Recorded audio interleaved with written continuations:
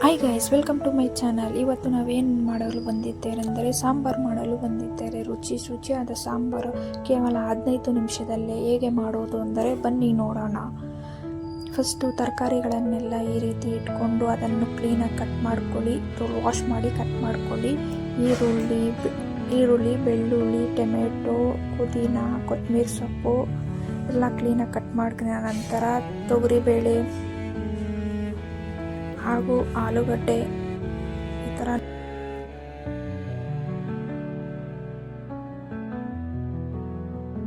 ಮತ್ತು ತೊಗರಿಬೇಳೆಯನ್ನು ಒಂದು ಗ್ಲಾಸಲ್ಲಿ ಹಾಕ್ಕೊಂಡು ಅದನ್ನು ಕ್ಲೀನಾಗಿ ವಾಶ್ ಮಾಡ್ಕೊಳ್ಳಿ. ತೊಗರಿಬೇಳೆ ಕ್ಲೀನಾಗಿ ಈ ರೀತಿ ಇರಬೇಕು. ಅದನ್ನು ವಾಶ್ ಮಾಡಿದ ನಂತರ ಕುಕ್ಕರಲ್ಲಿ ಕುಕ್ಕರ್ ಇಟ್ಕೊಳ್ಳಿ. ಕುಕ್ಕರಲ್ಲಿ ವಾಟರ್ ಹಾಕಿ, ಅಂದರೆ 3 ಟೇಬಲ್ ಸ್ಪೂನ್ 3 ಗ್ಲಾಸಸ್ ಆಫ್ ವಾಟರನ್ನು ನೋಡ್ಕೊಳ್ಳಿ. ಗ್ಲಾಸು ಇಷ್ಟಿರಬೇಕು. ಈ ಥರ ಗ್ಲಾಸಲ್ಲಿ 3 ಟೇಬಲ್ ಸ್ಪೂನ್ ಅಷ್ಟು ವಾಟರ್ ಹಾಕಿದ ನಂತರ 3 ಗ್ಲಾಸಸ್ ವಾಟರ್ ಹಾಕಿದ್ಮೇಲೆ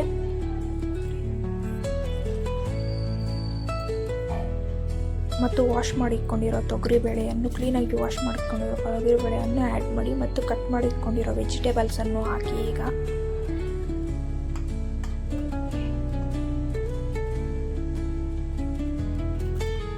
ಎಲ್ಲ ಆ್ಯಡ್ ಮಾಡ್ತಾ ಹೋಗಿ ಒಂದೊಂದಾಗಿ ಎಲ್ಲನೂ ಕ್ಲೀನಾಗಿ ವಾಶ್ ಮಾಡಿದ ನಂತರ ಮಾತ್ರ ಆ್ಯಡ್ ಮಾಡಿ. ಮತ್ತು ಈಗ ಕಟ್ ಮಾಡಿಕೊಂಡಿರೋ ಇನ್ನು ಬೇರೆ ವೆಜಿಟೇಬಲ್ಸು ಮತ್ತು ಬೇಳೆಗಳನ್ನು ಹಾಕ್ತಿದ್ದೀನಿ.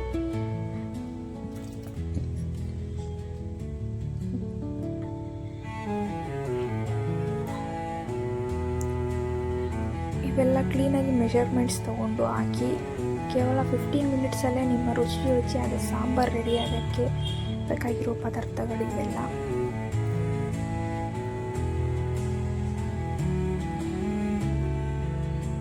ಹಾಕಿದ ನಂತರ ಕೊತ್ತಂಬರಿ ಸೊಪ್ಪನ್ನು ಹಾಕಿ ಮತ್ತು ಮಿಕ್ಸ್ ಮಾಡಿದ ನಂತರ ಜೀರಿಗೆಯನ್ನು ಸ್ವಲ್ಪ ಹಾಕಿ. ಇದು ಆಪ್ಷನಲ್, ನಿಮಗೆ ಬೇಕಿದ್ದರೆ ಹಾಕ್ಕೊಬೋದು, ಇಲ್ಲಾಂದರೆ ಇಲ್ಲ.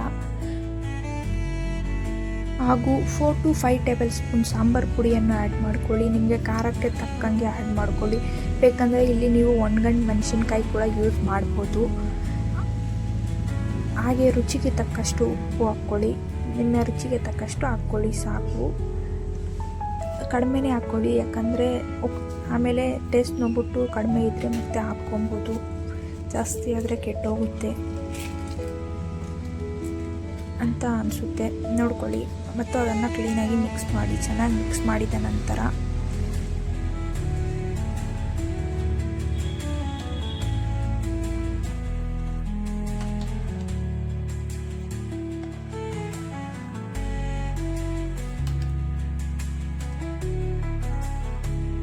ಜೀರಿಗೆ ಅನ್ನೋದು ನಿಮಗೆ ಆಪ್ಷನಲ್, ಬೇಕಾದರೆ ಆ್ಯಡ್ ಮಾಡ್ಕೊಳ್ಳಿ, ಬೇಡ ಅಂದರೆ ಬೇಡ ಅಷ್ಟೇ. ಇದು ಆಪ್ಷನಲ್. ಜೀರಿಗೆ ಹಾಕಿದ್ರೆ ಸ್ವಲ್ಪ ಟೇಸ್ಟ್ ಚೆನ್ನಾಗಿರುತ್ತೆ ಅಂತ ಹಾಕ್ತಿದ್ದೀರಿ ಅಷ್ಟೇ. ಇದು ಆಪ್ಷನಲ್ ನಿಮಗೆ. ಈಗ ಕುಕ್ಕರನ್ನು ಕ್ಲೀನಾಗಿ ಕ್ಲೋಸ್ ಮಾಡಿ, ವಿಸಿಲ್ ಬರೋ ಹಂಗೆ ಕ್ಲೋಸ್ ಮಾಡಿದ ನಂತರ ಗ್ಯಾಸಲ್ಲಿಟ್ಟು 3 ರಿಂದ 4 ಇಲ್ಲ 4 ರಿಂದ 5 ವಿಸಿಲ್ ಬರೋವರೆಗೂ ವೆಯ್ಟ್ ಮಾಡಿ. 5 ವಿಸಿಲ್ ಬಂದ ನಂತರ ಕುಕ್ಕರನ್ನು ಆಫ್ ಮಾಡಿ.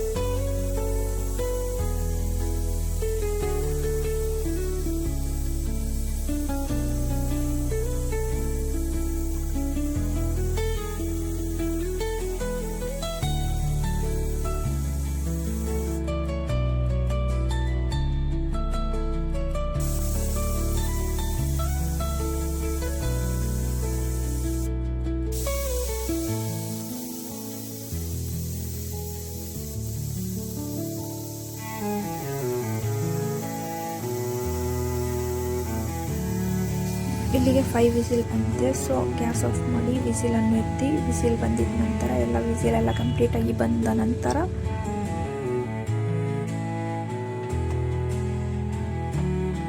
ಕುಕ್ಕರನ್ನು ಓಪನ್ ಮಾಡಿ ಸಾಂಬಾರನ್ನು ನೋಡ್ಬೋದು. ನೋಡಿ ಎಷ್ಟು ಚೆನ್ನಾಗಿ ಬಂದಿದೆ ಸಾಂಬಾರು, ಘಮಘಮವಾದ ರುಚಿಯಾದ ಸಾಂಬಾರು. ಈಗ ನಿಮಗೆ ಬೇಕಂದರೆ ಒಗ್ಗರಣೆಯನ್ನು ಹಾಕ್ಕೊಂಬಿಡು. ನಾನು ಹಾಕಿದ್ದೀನಿ, ಬಟ್ ಆ ಕ್ಲಿಪ್ ಮಿಸ್ ಆಗಿದೆ.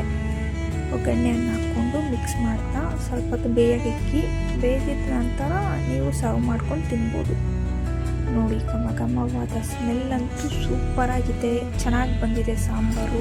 ಇದೇ ರೀತಿ ನೀವು ಟ್ರೈ ಮಾಡಿ. ರೈಸ್ಗೆ, ಮುದ್ದೆಗೆ, ಇಡ್ಲಿಗೆ, ದೋಸೆಗೆ ಪ್ರತಿಯೊಂದಕ್ಕೂ ಯೂಸ್ ಆಗುತ್ತೆ ಈ ರೀತಿ ಸಾಂಬಾರು.